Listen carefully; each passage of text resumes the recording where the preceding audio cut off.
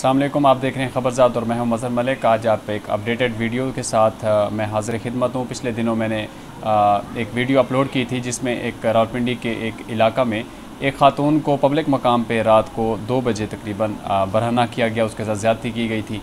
तो उस टाइम मैंने बताया था कि पुलिस ने जो है मुकदमा दर्ज कर लिया था। जैसा कि आप जानते हैं कि जुल्म कभी न छुपता है और ना ही कोई जालिम निजात पा सकता है। तो इसी तरह ही ये जो 3 मुल्ज़मान नामजद मुल्ज़मान थे जिनके नाम अरसलान, मोहसिन और आमिर हैं, इनको पुलिस ने अहाता अदालत से ही गिरफ़्तार कर लिया क्योंकि इनकी ज़मानत जो है वो मनसूख हो गई थी। तो ये भागने की कोशिश कर रहे थे तो अदालत ने पकड़ लिया और अगले दिन जब इसको इन मुल्ज़मान को अदालत में पेश किया गया तो 6 रोज़ा जिस्मानी रिमांड पर पुलिस के हवाले कर दिया गया है। आपको बताता चलूँ कि इस केस में जो मुद्दाई है वो पुलिस खुद है, क्योंकि इसका नोटिस जो है सीपीओ रावलपिंडी ने लिया था और 15 जुलाई को ही वीडियो की बुनियाद पे जो वीडियो वायरल हुई थी उस वीडियो की बुनियाद पर पुलिस ने 15 जुलाई को एफआईआर लॉन्च की थी। इसके बाद पुलिस ने खातून को ट्रेस किया और 22 जुलाई को 164 का जो बयान होता है, यानी जो अपनी स्टेटमेंट होती है, वो रिकॉर्ड की गई। उस खातून का बयान जो आप सुन लें।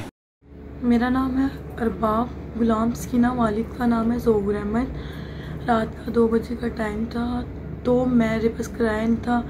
मैं गलियों गलियों में से गुज़र के जा रही थी, मेरे तो अंधेरा था उन गलियों में। तो आगे 4 लड़के खड़े हुए थे डक्की मल्ले के बाहर, ठीक है। आगे उन लोगों ने मेरे साथ ज़बरदस्ती की, मुझे लंगा किया गया था सारा, ठीक है। उसके बाद मुझे मेरे साथ गलत काम किया गया था, मेरे बाहर थे, ठीक है, बाहर थे। उसके बाद मेरे साथ गलत काम किया गया था, मुझे ज़बरदस्ती हुई थी, मुझे मारा था। तो ये हुआ है, रात को 2 बजे का टाइम था।